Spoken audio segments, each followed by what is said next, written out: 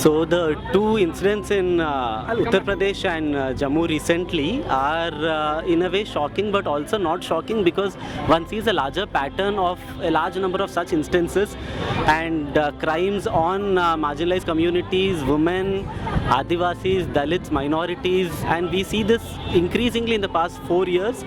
So the scale of brutality is increasing. One is also seeing that the scale of impunity is increasing. So there are it's mind-blowing that the Bar Association, the entire Bar Association in Jammu, in fact, stands up against this 8-year-old child and stands up against the campaign for justice for that child.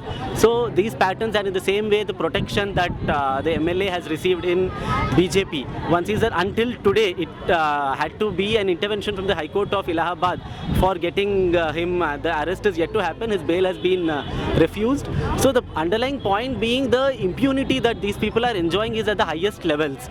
So it's not just about scattered individual instances, it is about a systemic pattern which one is seeing, and it's about gross degeneration of some fundamental values that Ambedkar stood for, that the constitution of this country stands for. Tomorrow we mark Ambedkar Jayanti, but what a blot on the constitution that all these incidences are. There are sporadic silver linings in terms of certain progressive police officials or lawyers who are standing up in the case of Asifa or other instances. But what we are seeing is at a larger level, institutions from the judiciary to executive are crumbling, and it is an entire right-wing hooliganism that is taking over this country.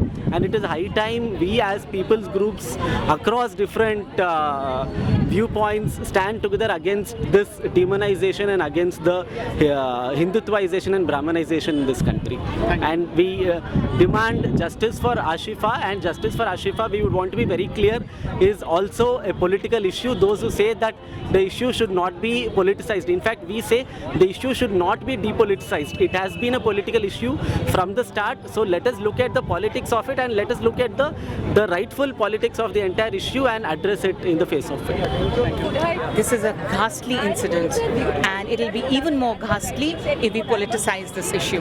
This issue is the issue of an 8-year-old who has been repeated multiple times, like by people who we can't even call them beasts, because even beasts don't do this. And of another girl who was not only raped, who not only received any justice, but whose father, for having protested, was killed in broad daylight. And now in broad daylight, the perpetrators of his crime are just walking scot-free with the blessings of people who are in power, with the chief minister's blessings. And we have a prime minister who keeps his mouth shut. So this is neither a law and order problem, nor is it a problem of religion. It is simply a matter of, of being human. And we have to now, as citizens, set aside all our differences and say that we shall not put up with any of this nonsense anymore. And if that requires coming out on the streets and raising your voices, protesting and making your voices heard, or do anything so that justice is given, then we need to do that. And if we fail there, believe me, the time is not too far when this can happen to your daughter or to my daughter. These two girls are no different from our daughters. And we today, as citizens, must stand and demand this of leaders who we put up there to govern us. It is not for this kind of governance that we put our leaders up there. And we are absolutely ashamed of our law and order system, our judiciary, everything. Everyone has failed us, not just the leaders. And even those people among civil society who are now saying, oh, it's religious and, this is election time, and they are also people who are letting society down, and we can't let this happen. And that's why this protest becomes extremely important. Just imagine, there is no organization doing it. It's just people who feel so bad. There's so many here who are saying that they are unable to eat, they are unable to sleep, just thinking of what happened to that 8-year-old girl for 8 days. What happened to that man who protested?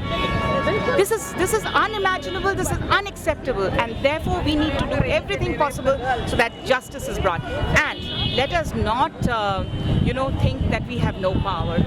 people power is the most important power. This government has not seen what people power is. It will see soon, and it will be taught a lesson. The brutality which is happening on the people of this country, the whole administration, irrespective of the governments, they are completely brutal on the citizens. What is happening is all the human rights have been completely violated. There are no human rights, no voice is being raised. Either this state or any other state or the central government, they are completely targeting people who are raising the voice, and they don't want people to raise the voice. Now, all these issues are just a tip of an iceberg where, we are just coming to know. But hundreds of people are being killed day in and day out. Hundreds of girls are being raped day in and day out. But this kind of incidents, very shameful incident where it is completely a political thing with a malintention, with a design, they have done it. It is not a sporadic incident where they have raped a girl. They have done it with a design to show to a particular community that we can do anything to you. The impunity of the states, the impunity of the people in power is going out of the hands. It is now for us, citizens of this country, to take up the things in their hands and see that the things comes to right place. There is no rule of law, no value for the constitutional things. So I request all the people to come together, irrespective of their backgrounds, their political alliances, anything. People who are thinking that they are for the citizens of this country, they are for the people, they should come together. Dalits are being targeted, tribals are being targeted, Muslims are being targeted. Everyone is separated and targeted. It's a divide and rule policy. They are just separating each one of them and targeting them. So I request all people from different class, creed and everything to come forward together and fight for this nepotism.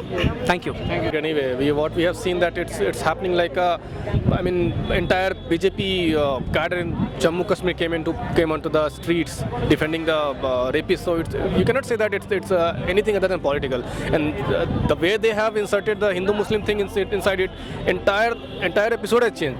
So the BJP ministers are doing protest. It's beyond comprehension. How can some BJP person can come on the rapists have never been defended before in India. 70 years of independence, none of the rapists has been defended. First time in India, I'm seeing the rapist is being defended for what he is doing under the garb of tricolor. Imagine Bharat Mata ki Jai Shri Ram. What is this going on in India? This is not my country. This is certainly not my country. Not in the name of my Tiranga. That is my Tiranga. You cannot use it for defending a rapist. At least, come on. This is useless, and this BJP need to do it because unless they polarize it, they cannot win. Very simple. They have done nothing in their 4 years. The PM is playing a victim card. He is doing a fast as if somebody fast is done for someone who is more powerful. Who is more powerful than him? He is doing a fast. He is playing a victim card and trying to polarize the nation. Until they polarize, they cannot win the election. So it's completely political. There is no doubt about it. Student, and I got to know about this event through Facebook, and there only 51 people were written, but as you can see, there are more than 200 people here.